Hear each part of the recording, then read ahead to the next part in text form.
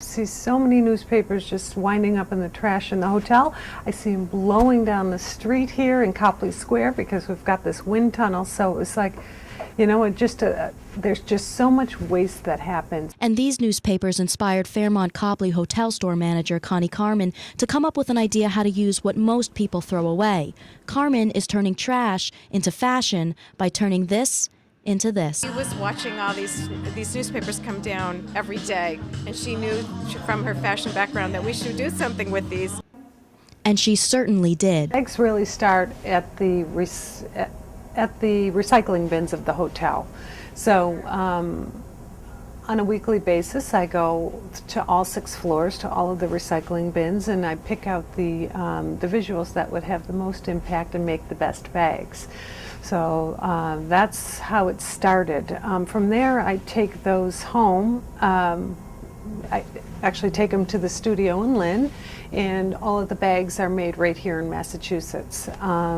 We use several layers of newspaper, and we also use some backing to give it a little bit of stability, and a cool press laminate so that it has some water resistance to it. Carmen says she noticed that there are no recycling bins in hotel rooms and decided to make a bin from the newspapers, which soon turned into a line of handbags.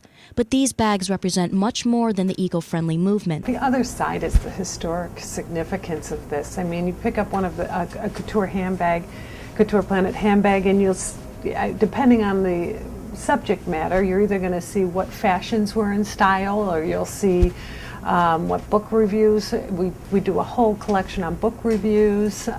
We have people who want certain political headlines made into handbags. So it's just a little snapshot of what's going on in our culture and our society. Carmen says it took 18 months of trial and error to finally develop the newspaper handbag formula, and close friend Diane Solomon gladly accepted Connie's request as her business partner.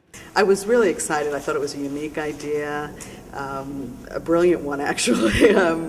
Had not seen anything like this before. And you know, Connie is really committed to this and had a real passion for it. And she believes the bags are also a twist on brand name handbags in these economic times. They're made from by hand. There takes an awful lot of time and people to make the handbags, but it's a fun little parody here because we're using Chanel ads, or we'll use Bergdorf Goodman, all these high fashion houses.